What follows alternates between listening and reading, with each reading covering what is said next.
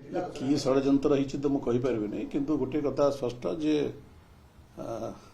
सस्मित बाबू जहाँ भी निष्पत्ति नेबार क्षमता एक तो सस्मित बाबू ना बा से प्रकार मानसिकता मुझे दूर जानी के न था तेणु से कहा तरफ जदि कही मुझे जानी ना से विदेश गस्तर अच्छा सी जो फेरवे ओडिशा को मु भावुँ कथा सी भी स्पष्ट करेंगे और कथा स्पष्ट हम बोली आम समस्ते आशा रखीचु।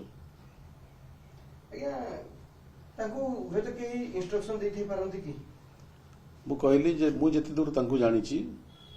से सब बेले दलर निष्पत्ति अनुसार कार्य करती निजे कौनसी व्यक्तिगत भाव से कौनसी दलीय प्रसंग रे आज पर्यंत निजे निष्पत्ति नहीं थार मत अंतत जाना नहीं। देखु दल मान कौन दलर विभिन्न फोरम अच्छी एवं दलर गोटे फोरम हूँ पार्लियामेंट्री पार्टी एवं जहाँ पार्लियामेंट मेंबर माने कहउछंती जे पार्लियामेंट्री पार्टी रे निष्पत्ति होता जे बिल को से विरोध करेंगे बोली किंतु हठात कहीं तात्कालिक भाव में ए निष्पत्तिर परिवर्तन है से परिवर्तन किए कला से परिवर्तन कहीं कला ए विषय दलर नेता ठारू कर्मी पर्यंत ए प्रसंगटी समस्त को आंदोलित करिछि एवं राज्यवासी को मध्य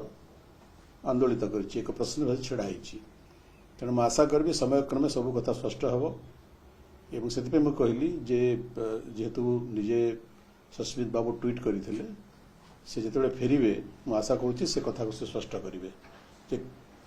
कहार निर्देश कले कौ फोरम रे निष्पत्ति होता सेटा आमे अंतत जानीपारुन तेणु से दलर कनिष्ठ वरिष्ठ सबू नेता मन में एक विराट प्रश्नवाची एवं मु आशा करुच्ची समय क्रमे ये जो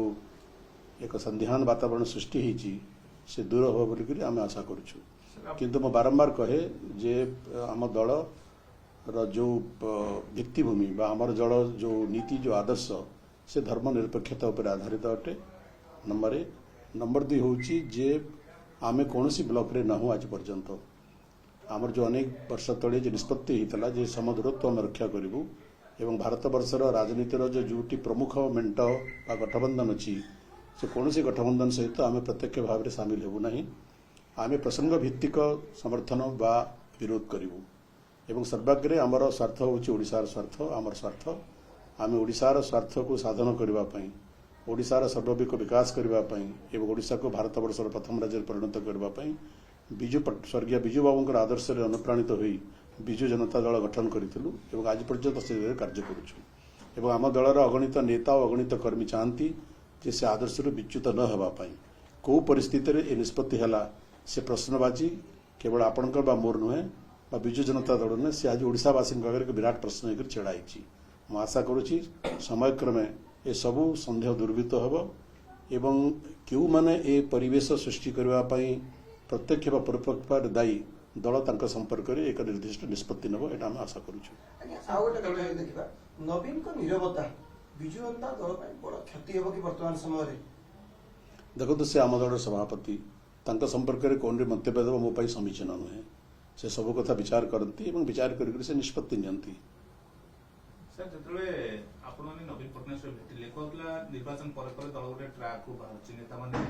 अनेक समय विशृंखलित होती गोटे घटना पर गोटे दल को गोटे दिशा मिल आप भेटी नवीन को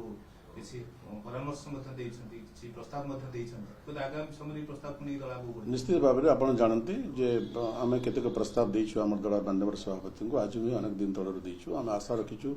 से प्रस्ताव उपर दल विचार कर दलर नेतृत्व विचार करेंगे से सब गठनमूलक प्रस्ताव दि जाइए मु आशा करुच्ची से प्रस्ताव गुड़ाक कार्यकारी कले दल आहरी संगठित हम दल आहरी मजबूत हम दल आहरी शक्तिशाली। घटना पर सर विशेषकर ई घटना पर जो गोटे द्वंद्व सृष्टि होची कर्मी मन रे तापर आपण मन गोटे प्रस्ताव देखो जेते बेले भी कर्मी महल रे कर्मी मान भितर द्वंद्व सृष्टि हुए नेतृत्व कार्य होची से द्वंद्व को दूर करवा गोटे द्वंद्व भितर एवं द्वंद्वात्मक परिस्थिति भितर कर्मी मान मध्य कार्य करने असुविधा अनुभव करती तेणु आमर मत स्पष्ट थिले आमर अभिमत अत्यंत स्पष्ट थिले आमर आभिमुख्य स्पष्ट थिले आमर कार्यक्रम स्पष्ट थिले आमर निष्पत्ति स्पष्ट थिले कर्मी अधिक उत्साहित होती तेणु कर्मी मान भितर बा दलर नेतृमंडल भितर कौन प्रसंग को लेकर कौन आबिलता रहा उचित नुहे तेणु आम आशा करुँ ये प्रसंग में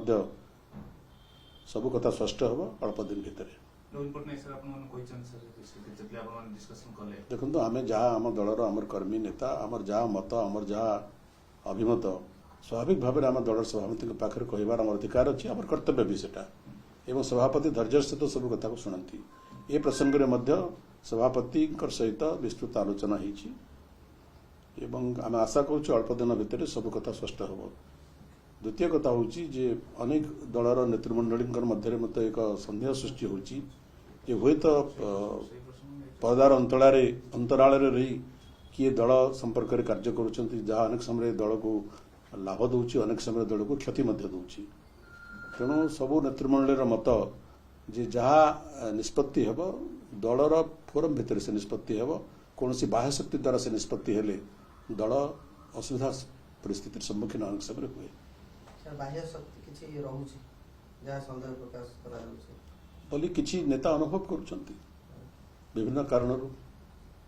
ଏବଂ ସେ ଧାରଣା ଦୂର ହେବାର ଦରକାର ଆବଶ୍ୟକତା ରହିଛି ସ୍ପଷ୍ଟ ହେବାର ଆବଶ୍ୟକତା।